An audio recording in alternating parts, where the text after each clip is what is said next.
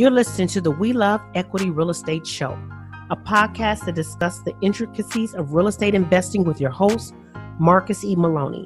Marcus is a real estate investor best known for being the equity king. He's been awarded that moniker because he and his team find amazing real estate deals. He will be talking with investors who have done some transformational things in the real estate industry.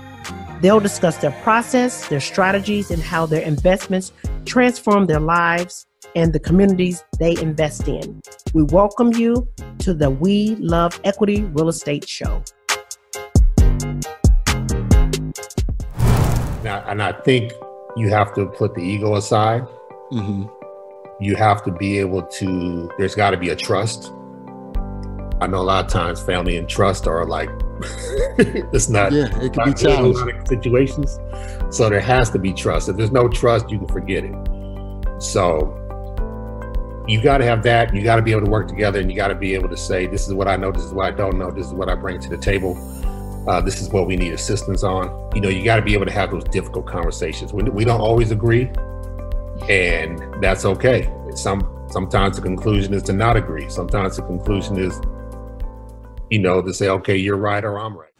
The We Love Equity Show is brought to you by 𝐓𝐿.E.R.E, widely recognized as an outstanding resource for real estate investors with exceptional education, networking, and support, along with profit-enhancing benefits in all aspects of real estate investing.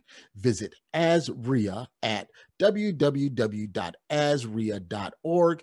That's visit 𝐓𝐿.E.R.E at www.𝐓𝐿EIA.org. Hey, what's up? What's up? What's up? We Love Equity Real Estate family. How you guys doing today? Today, I want to introduce you to a family, to some brothers that's doing some crazy things up in the Bay Area. So if you're in the Bay Area, if you're in Sacramento, Oakland, San Francisco, San Jose, where else we got? This all in the Bay Area. You need to connect with these brothers because they're doing some wonderful things. So, but before we get there, I want you to do me a favor. I want you to grab your pen, your pad, your paper, your iPad, whatever you got. Get ready to take some notes because we got some unique things that we're going to talk about because they have everything. I mean, a brokerage, a staging company, fix and flip company, construction company, property management company. I'm not going to tell it all. I'm going to let them tell it. But just to let you know, if you're looking for a little bit of it all, you got it right here with the Chavis Brothers. So I have Derek and I have Clarence Chavis here on the line. And then they also have their property manager, Travion. But Travion is just listening. He's going to be in the background. But guys, let's get ready. Let's go right in. Remember, it's all about receiving instruction and then making that instructions applicable to what you're doing in your real estate business. So guys, what's up, man? How you doing? Oh, doing great. Doing good. Thank you for having us on. Appreciate it. Thank you. Thank you. Thank you. So I did just a little bit of an introduction, man. So introduce us to Derek and Clarence Chavis in your company, Platinum Group Investments. Sure. As you mentioned, we are Platinum Group Advisors. I'm sorry, Clarence. That's all right. That's all right. We are a real estate brokerage, which obviously allows us to buy and sell properties and look at properties on the MLS. We're also IPA Construction, which is manned by Darrick Chavis, and that is primarily the 100% construction company, which allows us for properties that we're able to acquire, that we're able to provide construction in-house. We're also attached with Travion Fisher's company, Integral Property Management, excuse me. Gotcha. Okay. He provides the property management services, not just for us, but he has other investors that he's providing property management services as well. And not here on the call, we have Set the Stage, which is a real estate staging company that allows us to stage the properties that we are either flipping. And so it allows us, it's more of a family business that allows us to provide these services in-house. Man, I really love that because a lot of times people think it's really, really difficult working with family. And sometimes there can be challenges because you don't know when to cut it off and when to cut it on. I know because me and my brother, we run a nonprofit in Illinois, and, you know, it could be a barbecue and you could be sitting there with family and having a good time, and then it turns into a business meeting. So I definitely understand. So we also welcome Sarah, who is with I Set the Stage Staging. So she jumped on the podcast with us as well. So tell me, how are you guys managing everything? You have the construction company, the brokerage, you have the staging company, the property management company. How are you guys managing everything internally? That's a good question. I mean, out of all the businesses, IPA Construction was the one that's been up and running the longest. And so a lot of us Derek and I have always talked about throughout the years of working together. And I think the big plus was to work with and don't act like a know-it-all, you know, be open to getting information from other people and understanding and be willing to learn. I think that's what really kind of helped us. We talked about working together as a family and more so trying to find a way to control, you know, a lot of the deals that we're able to have the opportunity to do so. So with that, with the construction company already running, we've coordinated and established a brokerage, which allowed us to not only be able to source deals or find deals, but also work on the construction part as well. Okay. Through that, we were able to establish real estate agents that works with us that also can help us as well as we help them. Our goal is to not be a Century 21 or a Keller Williams. It's more so to coordinate with investors. So it's more of a closed loop type of situation where we're working with investors and they can see that, okay, they're touching all different segments of real estate. And so instead of having to reach out to somebody that does construction, reach out to somebody that does real estate, reach out to somebody that does property management, they can come to one place and provide that function. Okay, so tell us, let's go back to the beginning. How did you guys get started? I know construction is your background. Why construction? Was it something that a family friend got you guys into, a family member? Why did you guys get started in real estate and construction specifically?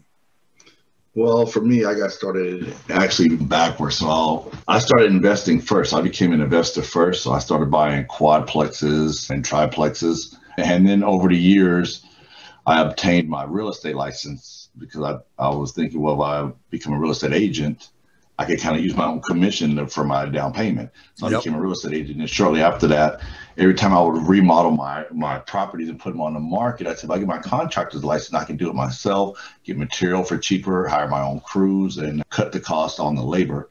So then I got my contractor's license, and I formed approximately 4 crews of how I have them now.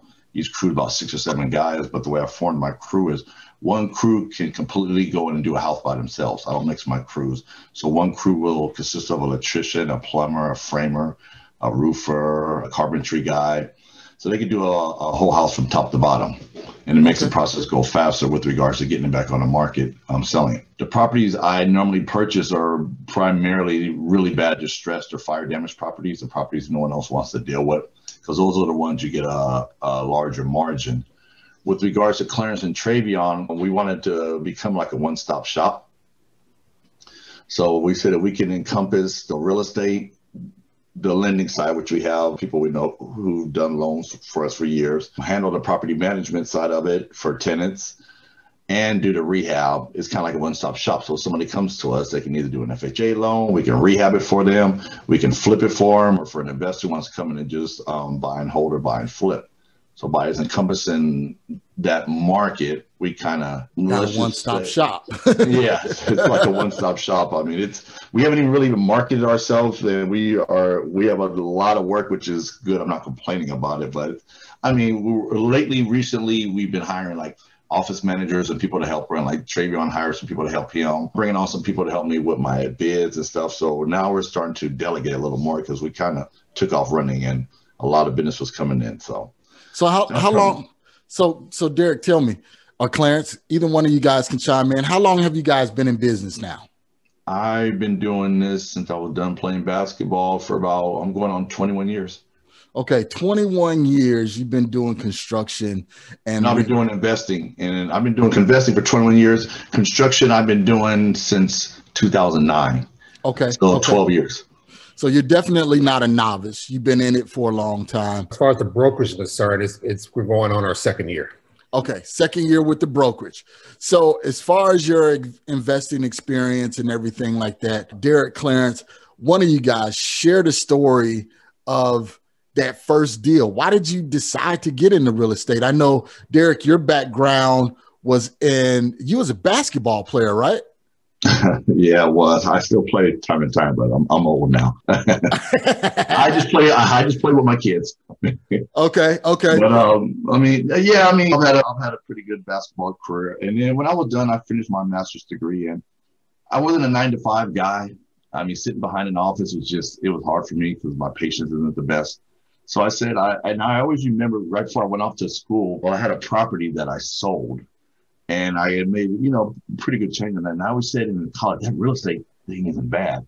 So I always remembered that. And when I came back to it, I said, I'm going to try to be a landlord. So I bought a fourplex in a very bad part of Richmond, California. And I just did a trial by experience, bought a fourplex, became a landlord. I subsidized a lot of my units that I have because of guaranteed money. Yep. And just kind of took it from there. Okay. All right. So that first fourplex in Richmond, where did you get the financing from? Where did you get the capital? How did you do that first deal? Well, my first deal, I was considered a first-time homeowner. So when you're a first-time homeowner, FHA allows you to do from an SFR up to a 4-unit is considered residential. So by being considered residential, I can buy a 4-unit. I can buy a 4-unit and still consider it a residential. You live in one and you rent the other ones out. So I did a regular FHA. I believe it was with, Countrywide. They're no longer in existence. It was a Countrywide loan I had years ago that I did it. And what I did was I just saved the rents because I subsidized all 4 units. I remember they were all 3-in-1s. I was getting like $2,000 a month. So it was like around $8,000 a month minus, of course, utility costs and mortgage. Right. I was getting pretty good. So I just kept saving the money. Equity was going up in the property. And then I sold it. When I sold it the amount I got, I just used it and started buying more and more 4 units. I love 4 units because it's right under commercial. You don't have to come in with 20-30% starting off. So I recommend people who are just getting in the industry, start off with a triplex or fourplex. You get those 3-4 rents, which is very quintessential. So why did you decide to go, and I'm just trying to lay the foundation here, guys, before we get into what you're doing right now. Why did you decide to go that fourplex versus traditional single family? Because the way I look at it, and I know a lot of people debate this with me. If you have a single family house, you have one mortgage, you have one tenant. Let's say your mortgage is $1,600 and you're getting $2,100 a month in rent. It's a $500 difference. But in 1 month of plumbing, something gets backed up in the toilets or the sinks or the kitchen faucet, bathroom faucet, electrical or something goes wrong, you got to send a repairman out there to fix it. There goes your $500. You're almost breaking even. Yep. Money in investments and equity and multi-units usually don't ever drop, especially out here in the Bay Area. Money in houses fluctuate up and down, up and down, up and down. And I'd rather have 4 rents coming in every month for security than have 1 rent and hopefully nothing goes wrong with that house. And then I'm breaking even or I'm upside down that month. So I've always been a multifamily, but I never hold on to homes. I will never hold on to a house. I will always flip it. You just like to spread that risk. You got 4 units. If one, and this is what I always tell people is if you have 1 unit that's vacant, you got a 75% occupancy rate versus if you have a single family and you have it vacant, you got 100% vacancy rate and you can't do anything. You don't have any money coming in from that one property. So I'm a firm believer, also in small multifamilies. And that's what we're working on to build more of also because, it's good to have that one mortgage, but you have 4 different streams of income coming in off of that 1 unit. Yeah, exactly. Okay. So tell me this. I know you guys are up in the Bay Area. One of the things that people always say, man, it's expensive up there in the Bay Area. How are you finding deals? How are you making money off of some of the deals? So kind of touch on what are some of the strategies that you guys are using in order to find deals and how are you financing those? Well, with regards to finding deals, like for example, Travion does property management. So he had access to a lot of investors that already own properties or have units or maybe want to unload some units. So for us, because we really haven't marketed because we've just been so busy trying to keep up, a lot of our business is kind of word of mouth right now. It's just word of mouth and of our history and our track record. I mean, I'm still old school. I still believe in the handshake, get everything done, and you keep a good reputation. That's quintessential to me. So for me, it's just old referral business. A lot of investors deal with us because they really don't have to worry about it. They come to us, we find them a property, we rehab it for them. Travion fills them with tenants. He properties manages it. So investors just sitting back, just getting his money. So a lot of investors like that. So they don't have to be hands-on. Okay, so you guys are providing turnkey rentals for investors. Okay, gotcha. So Clarence, fill me in with Platinum Group Advisors. What that arm of the business, what are you guys doing over there? Because I'm trying to lay this foundation so everybody will know kind of what you guys are doing up there in the Bay Area, because it is pretty unique. Yes, Platinum Group Advisors, it allows us to look more in-house as in terms of those particular deals. A lot of what Derek was saying, we also receive information from, I would say, like bird dogs. We would also receive information from other wholesalers as in terms of properties. We kind of work in reverse in a lot of ways. You know, we do have realtors on board, but a lot of times the deals come in and we help get them on, get them established, and get them looking. We're working on moving that the other way around where they can help us out as in terms of providing us more deals, which is more of the marketing arm. So a lot of it is the coordination with the construction. A lot of it is the coordination with the information that we're receiving from, and then working together to provide those deals. Well, another thing that's also beneficial is that we're able to buy and sell the properties as well. So that any deal that we pick on wholesale in-house, we're able to list that and we're able to drive that to ourselves as well. Okay, well, that was great information there, Clarence. Thank you so much. So I know you guys are doing fixing and flipping. You're doing the property management and everything like that. So one of you guys tell me about your fix and flip aspect. So you're getting deals in from your relationships. Are you guys doing any marketing at all? So far, we haven't done much marketing. Maria is going to be spearheading that. She recently joined with us something a year ago. She's going to be marketing. Our fix and flip consists of, for example, I'll either get a call from a realtor or an investor interested in purchasing a property. They will then send me out there. And I'll kind of give them like an overall bid of how much it is for me to get through planning if I'm adding bedrooms or bathroom additions, to get through zoning, planning, and building for permit costs. And then I give them a timeline with regards to how long it will take me to rehab the property. Because normally I'm always going through permits with regards to my projects. And I give them a timeline, a cost-wise, a cost price breakdown, and then we kind of just go from there. Okay. And then finish the property, and normally they'll have us, Platinum Group, sell it. One of the agents like Brandon or Travion or Clarence will go ahead and list the property also when we're done. That's why we wanted to form, Clarence and I, the one-stop shop. So it encompasses everything. So if you're a first-time home buyer or buyer, you're not coming in thinking, okay, I got to find a company to get a loan. I got to find someone to do real estate. I got to find a contractor or someone to sell my house after I'm done rehabbing it. So that's why we did the one-stop shop, to encompass all the aspects of real estate.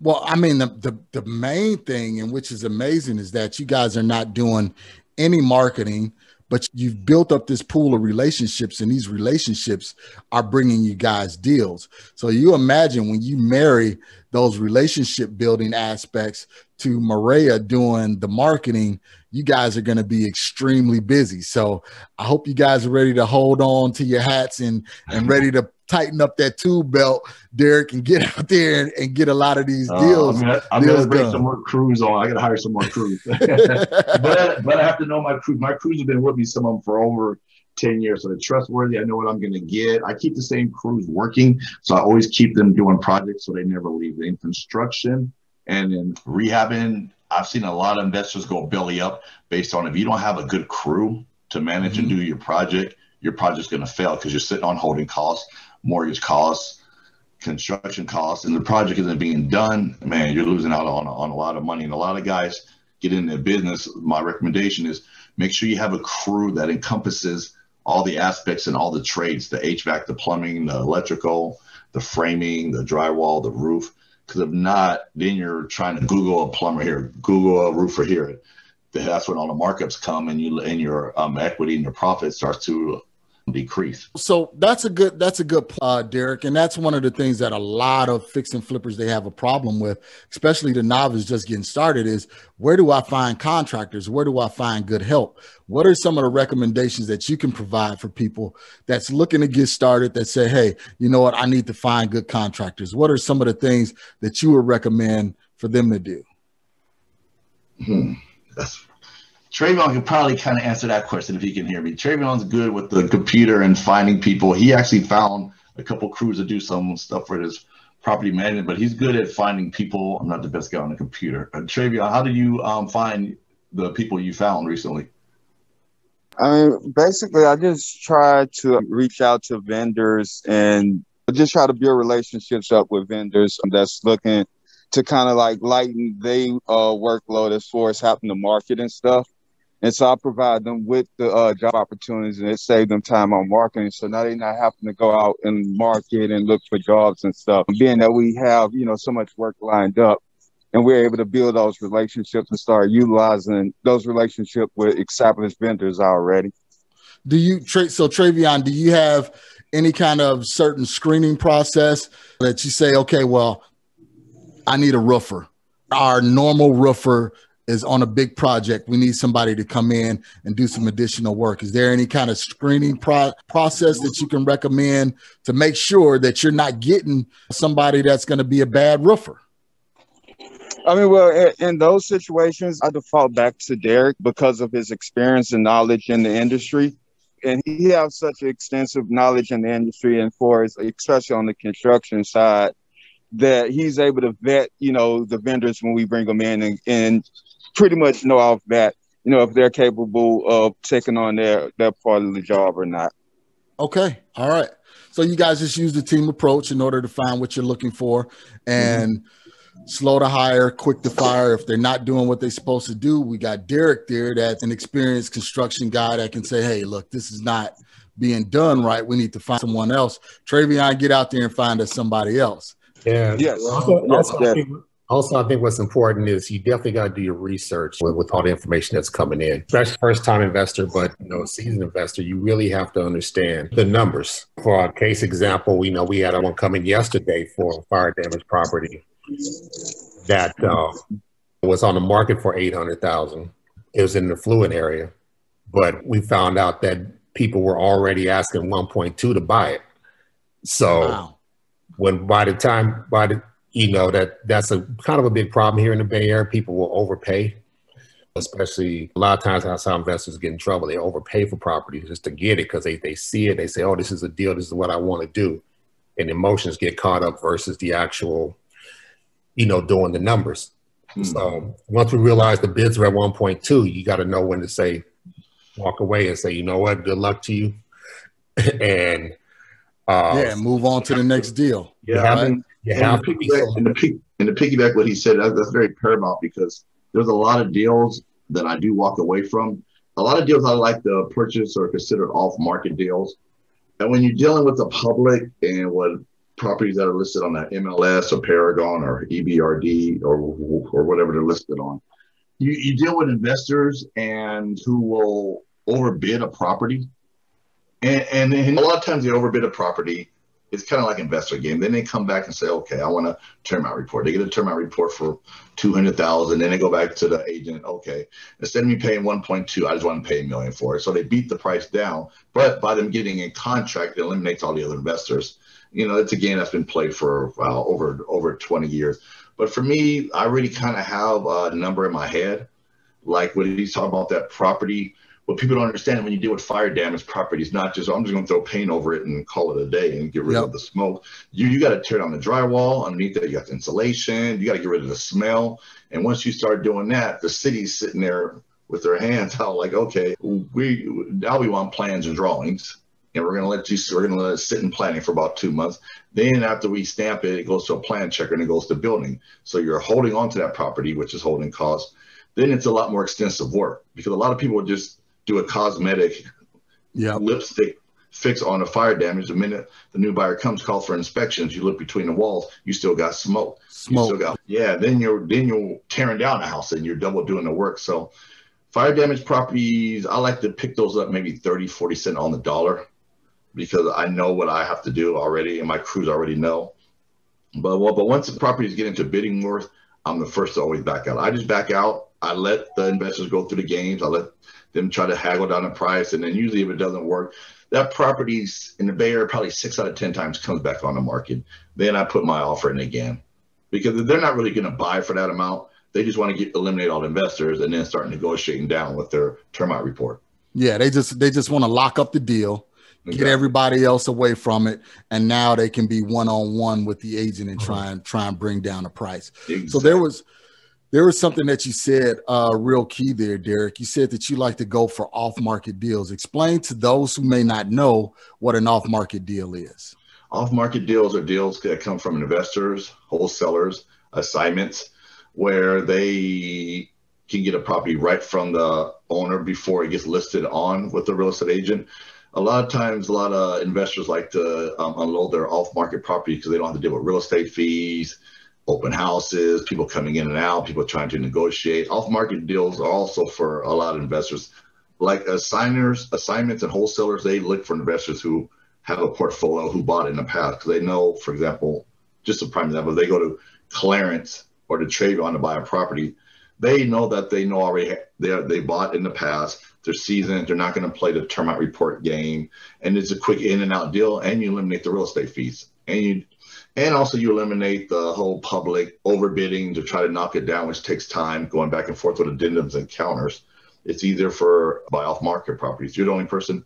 So like, for example, I get probably about 3 to 4 emails a day about properties that are off market. They haven't hit the market. So I have first dibs to buy it. If the numbers look good, I'll run it through Clarence or Travion or through Maria to say, hey, are these numbers good? Do they work? If they say, yeah, because they're the ones that do they're really good with the computer numbers, especially Maria. She's a numbers person, but if the numbers make sense by the time I add in my construction costs.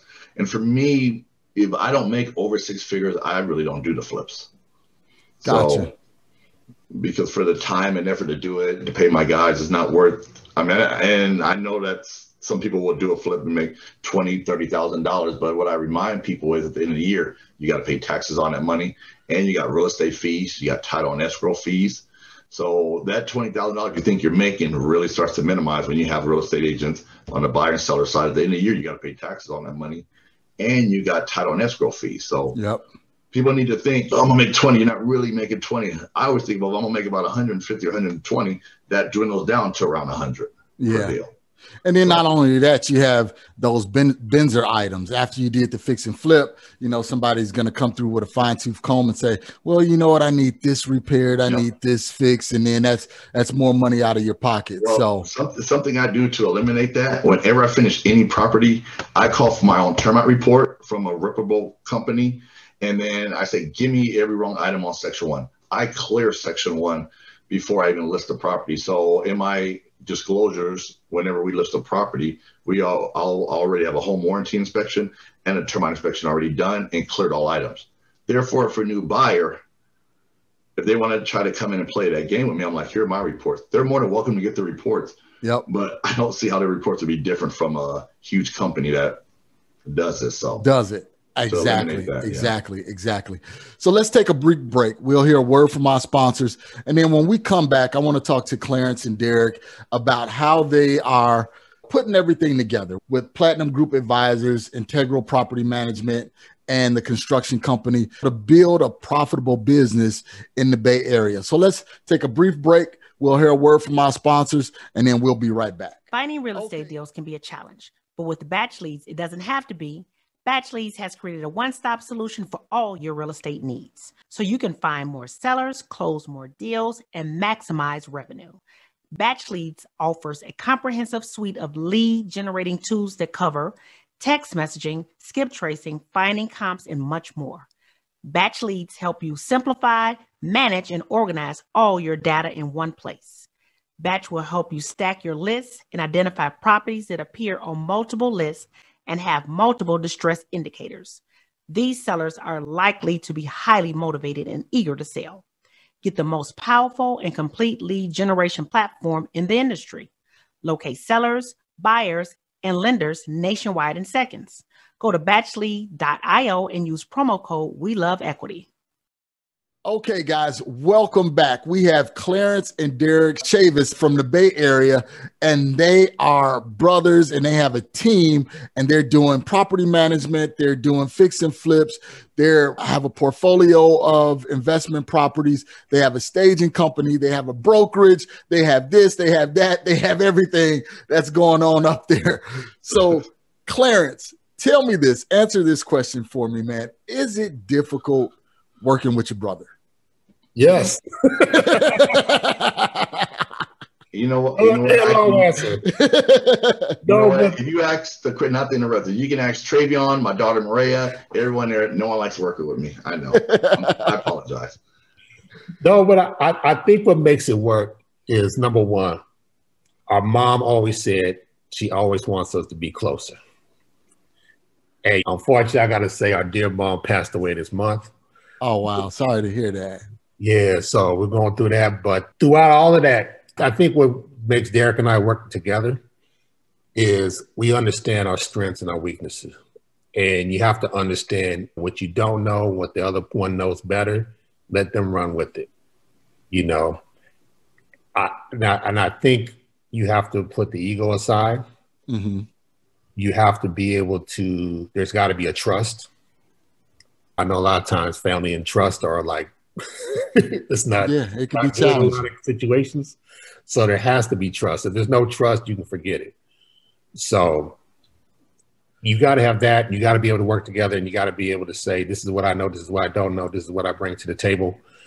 This is what we need assistance on. You know, you got to be able to have those difficult conversations. We don't always agree, and that's okay. Sometimes the conclusion is to not agree. Sometimes the conclusion is, you know, to say, okay, you're right or I'm right. So what do you do when you have those instances? And just to be completely candid, what do you do when you have those instances where you may agree to do one way, or you may agree to have one exit strategy and Darrick has a different exit strategies? How do you guys mitigate that? And how do you still come to the table and say, you know what, I disagree, but let's do this and move on? Either one of you guys can chime in on that. I think for us, it's that realizing the underlying, like no matter what, if we don't agree with it, at the end of the day, you know, we're still family, number one. Yep. And I think sometimes we'll have to just step back and we have to listen to the other side, what the other person is saying. You know, I might be strong on my point, but I have to listen to what he says and understand his point too. And you really have to take that time to weigh that in, especially with your business partner, to say, you know what, maybe that on this point, they're making sense. Or, you know what, on this point, I don't agree. I think we should go this route. Okay. And sometimes you need to step back and evaluate that before you go ahead and make the decision. Gotcha. And I bring that up, just not out of family thing, but working with partners. That's one of the things that can slow a business down. Is one partner may have one ideology, another partner may have another ideology. They started on the same road, and then it starts to divide a little bit. So that's why I wanted to bring that up. So some of the people that are listening that have team members or that have partners, how to deal with conflict, how to make sure that you still stay focused on the goal. And you guys hit it right on the head by saying, hey, at the end of the day, I may be right, I may be wrong, but what's the goal for the company? What are we trying to accomplish here? And that's great. And definitely try to understand your partner as well. Get to know their personalities. You know, it's easy for me, my brother, we know each other our whole life, obviously, but get to know their personalities, get to know what they like, what they don't like, you know, learn to understand how you present the information to them. You know, are they a person that just wants to know like the cliff notes, or do they want the full details? Gotcha. So try to be adaptable as in terms of how you work with your partner. I think that'll help a long way. Okay. Yeah, okay. And also to piggyback that, kind of learning from each other. I mean, I know I've been doing this for a while, but I always learn new things. You always learn more when you listen. That's something my brother taught me. A lot of times Clarence will bring ideas to me that I didn't even think about. I'm like, yeah, that's a good idea. Or, Maria's and Trey are kind of young. So, they bring that new vibe, that new stuff that's going on now that I just don't really keep up with. So, I learn from everybody. I always humble myself down and I learn from people because that's what's going to continue us to grow.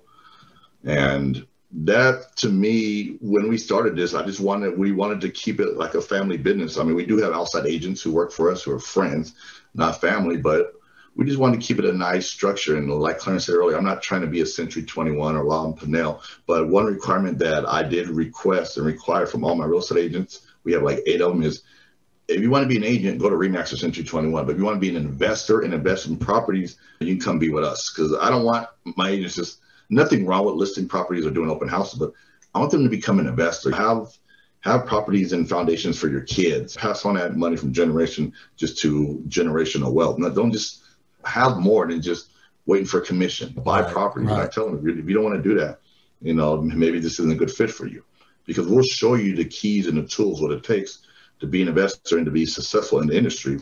You just got to put in the motivation and the effort.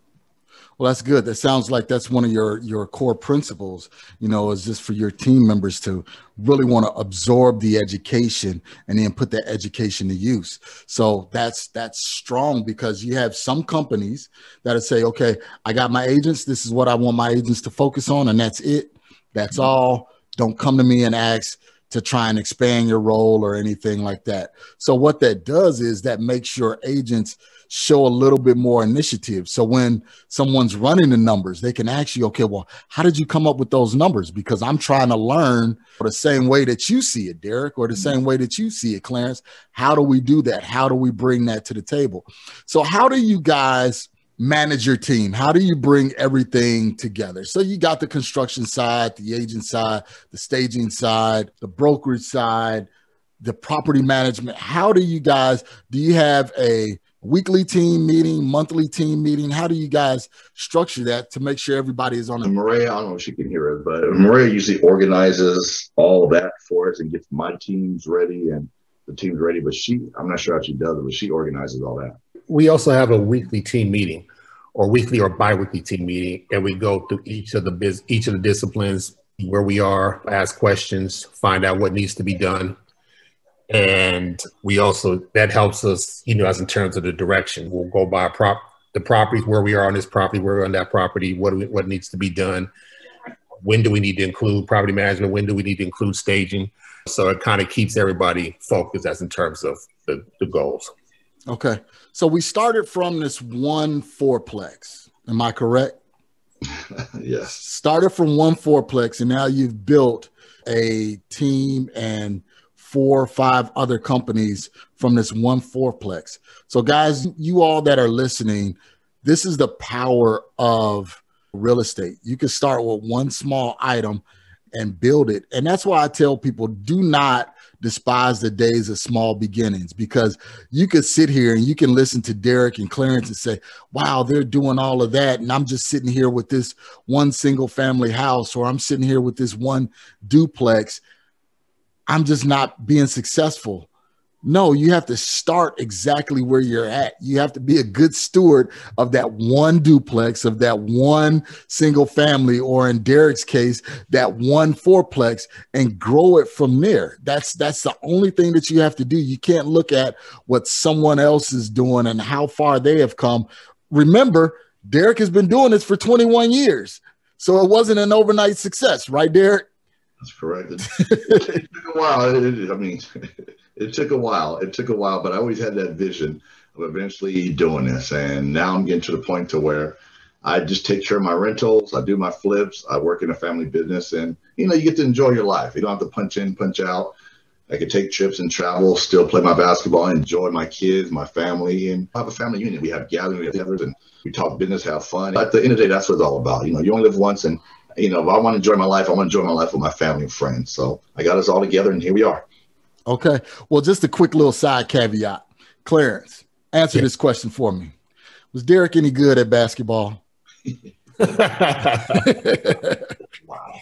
Hey, I have to say he's good. He's definitely got the shot. He's got the range. You know, I always tease him about his defense, but I don't believe in defense. I'm going to give you 30 he plays on one half of the court. 40 points. What you say? You said you save all your energy for offense and lead the defense to the other 4 players. That's all I care about. He only plays on one half of the court. That's it. He's that cherry picker. Once the shot go up, he's already down on the other end. You would definitely be the guy that would rebound and throw the ball out. That's Gotcha. Well, guys, I really appreciate it. I thank you, Travion and Brandon and Sarah and Maria. I know you guys didn't get a chance to talk much, but thank you for being a part of the team and really being here and showing support for Darrick and Clarence while we do this. So before we end, I want to put you guys on the hot seat. So we're going to put Darrick and Clarence on the hot seat. We got these hot seat questions for you. So answer these questions for me as quick as possible. But if you need to expound a little bit, please do so. Starting over, what would you do differently, if anything? I would have started the brokerage first and brought my family in first instead of me trying to do it all by myself. Okay. What did you learn from that, Darrick? I learned there was a lot of areas that I missed, things I missed with regards to building inspection because I couldn't be in 5 places at one time. I would have had more of a team involved with me from the onset instead of forming them later in my tenure doing real estate. Okay. So Clarence, answer this for me. What is one characteristic you believe a successful investor need or develop in order to become successful? Well, I would say from what I heard from another podcast was the Terminator versus Jason Bourne. You know, the Terminator, you had Arnold Schwarzenegger who would come in and he would just shoot everything up, blow everything up. Whereas you had Jason Bourne, he was more precise. He would set his scope, he would lock in, and he would find that target. So I would say, just don't go out, be that person to be bold and buy, but just buy everything because it looks good. Be precise in what you buy. Do your numbers, do your research, walk away, and be specific on your buying. So having that focus, being that sniper, knowing exactly what you want and going after that, because it's tons of distractions out here to where you can say, I want to focus on 4 to 8 plexes. And someone sends you a deal for a duplex and you're like, well, you know what? The numbers work. I think I want to do it. And now you find yourself outside of the scope of what you intended to do. So guys, listen to Clarence, focus on what you're doing. All right. Can you guys, did you want to expound on that, Darrick? No, he pretty much spot on with it. Okay. Can you guys give us a good book recommendation? Good book, good podcast, besides the We Love Equity Real Estate show? Well, besides the great We Love Equity Real Estate show, I would say a good book, obviously the famous Rich Dad, Poor Dad, Robert Kiyosaki, that's got to be a must read right there. You know, I know in later interviews he's going off on his political tangents, put all that aside, just focus on the book.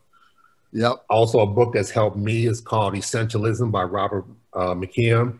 It's definitely, I try to read that at least once a year. It really helps me to declutter my life as in terms of getting all other abstractions out of the way and focus on what's really key. Also, a good novel read, I would recommend Deacon King Kong, that by James McBride. That's a funny depiction of life in Brooklyn, New York, like in the 70s. And that's in terms of a struggling neighborhood, a Black neighborhood, of things that they went through. Gotcha. Okay. Lastly, Color of Money definitely talks about life in regards to Black folks, how they struggled to obtain wealth in this country and all of the distractions that they went through versus others who were able to get FHA loans and, and hand down wealth from generation to generation, which is one of the reasons why we are first generation wealth distributors versus second or third generation wealth distributors. Gotcha. So those are some good book recommendations, guys. You got Essentialism, you got The Color of Money, Rich Dad, Poor Dad, and I believe I missed one, Clarence, but you can always go back and listen and make sure you get those books. And I'll make sure that they're their links down in the show notes. That way you can go directly to Amazon or wherever and pick up your book. That way you can read and understand and start laying that foundation for what you want to build and what you want to do. And then finally, in parting, what are some words of encouragement, guys, that you can offer to a struggling investor, someone that's trying to break into the industry, someone that's trying to do something that other generations in their family haven't done or the people around them are not doing? I would say learn your craft, learn what you're getting into. No question is a dumb question. Put your ego and pride aside. And sometimes in life, you just got to go for it. I mean, I know a lot of people like that security of a check, but if you want to be an entrepreneur or have wealth to how much wealth you want to make, instead of someone dictating how much you can make with an increase every year or every other year with a job, you just got to go out there and take a risk. It was a risk for me when I was done playing ball. I didn't really have a job. I finished school, but I had no job. And I said, I'm going to stick with it. I'm going to get in real estate because I want the opportunity to live my life the way I want to, not allowing someone to tell me when I could take a vacation, when I take a lunch break. So I just took a risk and did it. I mean, the worst case scenario, if it doesn't work, and just go out and find a job. I say you have to take a risk. There you go. You have to learn your craft and just go for it. That's what life's about. Don't be complacent. I tell people never get arrested in your development. Take the blinders off and think outside the box. Excellent, excellent, excellent. Yeah. I'd like to add to that real quick. Those are definitely excellent points. We've all struggled. We've made mistakes in our deals and we've lost money. And you can't be afraid to not get back and try. You have to understand every deal is not going to be perfect 100%. You're going to make mistakes. There's a great university out there called the University of YouTube. There's so much information out there about people like yourself, Marcus, other podcasts out there, other investors that are showing it how it's done. Definitely link up on your Facebook. There's a lot of investment groups there that they're swapping deals back and forth. Definitely your meetups. Get out there. Also, if you see somebody that's doing what you'd like to do, say, hey, can I buy you a cup of coffee? Can we have lunch when you have time?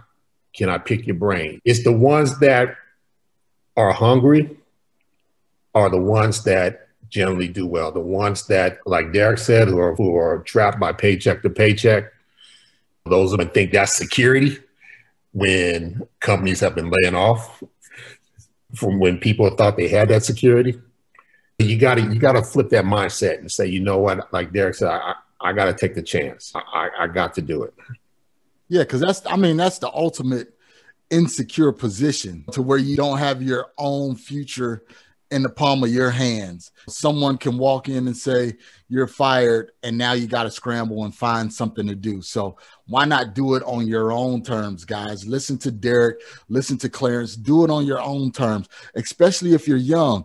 Jump out there, take the risk now while you're young, because if you don't have nothing, what are you losing?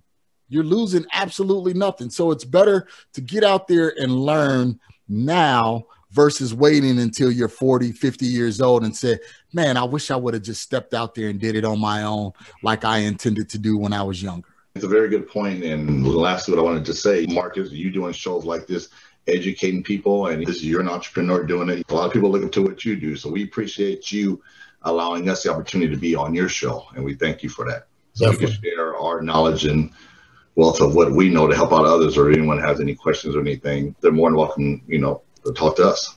So thank you, guys. So if someone in the Bay Area or across the country want to get connected with you guys, want to get connected with your businesses, where can they find you? Where can they go to find out more about you? They can reach out to pgadvisor.com. That's PGADVISER.com. They could also email us at info@pgadvisor.com. Okay. So you guys, you got it. Go to pgadvisors.com or just shoot them a quick email, at info@pgadvisors.com. Reach out to Clarence, reach out to Derek. If you want to learn about construction, about running a brokerage, about property management, about a staging company, about flipping, about having your own portfolio, reach out to these guys, reach out to these brothers and their team, and they'll definitely be able to help you. So guys, I appreciate it. I appreciate you having your team here. They showing you guys a lot of support. keep continuing to do what you're doing, because you are doing the right thing, and continue to build that generational wealth for your kids, your grandkids, your great grandkids, so on and so forth. Thank you. Thank you for having us. Thank you for having us. All right, guys, you know what to do. You got the instructions. You got everything that you need. Remember to get out there. And while you're working, remember to always enjoy the journey. All right, guys, that was Darrick and Clarence Chavis out of the Bay Area. And again, they're doing some amazing things up there. Got full service brokerage and a lot of stuff that we talked about there. One of the things that I want you to remember is that Darrick started all of this by utilizing an FHA loan with one single fourplex. So do not take those small things that you have for granted. Make sure you get out there and take what little bit that you have, no matter what it is. If it's just the education, if it's resources, whatever it is, start with that little bit that you have. Get out there and get started. I'm rooting for you. Your family is rooting for you. You're rooting for you, but you got to take that next step. You got to get out there and you got to do some things. So if you want more information, feel free to reach out to me. Go to MarcusEMaloney.com. That's Marcus, E as in equity, Maloney.com. Get your free 15-minute consultation. You can talk with me, chat with me, ask me any questions that you want. You know, if it's about marketing, if it's about wholesaling, if it's about flipping, whatever it is, I'm here to answer those questions for you. But remember, it's only 15 minutes. I can't use up all of my time. Okay, guys, thank you so much. Remember, if we're providing quality content for you, feel free to give us a 5-star review on iTunes or Google Play. And remember, you can always go to MRCS Maloney. That's youtube.com/MRCS Maloney. You can find me there. This video will be there with others. And Instagram at MRCS Maloney, Twitter at MRCS Maloney. You know where to find me. Just Google my name. It's out there. I just want to make sure you get the correct information. So it's Marcus signing off. Remember to always enjoy the journey. Thank you for listening to today's show. I picked up some great actionable items, and I'm sure you did as well. If so, let me know. You can always reach me via social media at facebook.com/MRCS Maloney, Twitter at MRCS Maloney, and of course, IG at MRCS Maloney. You can also always reach me via email at mmaloney@equityri.com. Make sure you reach out to our guests as well. You can always find their contact information in the show notes below. If you have not subscribed already, what are you waiting for? Join the family. And while you're at it, leave us a 5-star review. This is how we tell if we're providing you with what you need for your journey. If there's someone you would like for me to interview, or if there's a subject matter you would like for me to cover, please let me know. Finally, if you're looking for additional information about real estate investing, go to equityrealestateblog.com. Also, youtube.com/Marcus Maloney. Until next time, family, always enjoy the journey.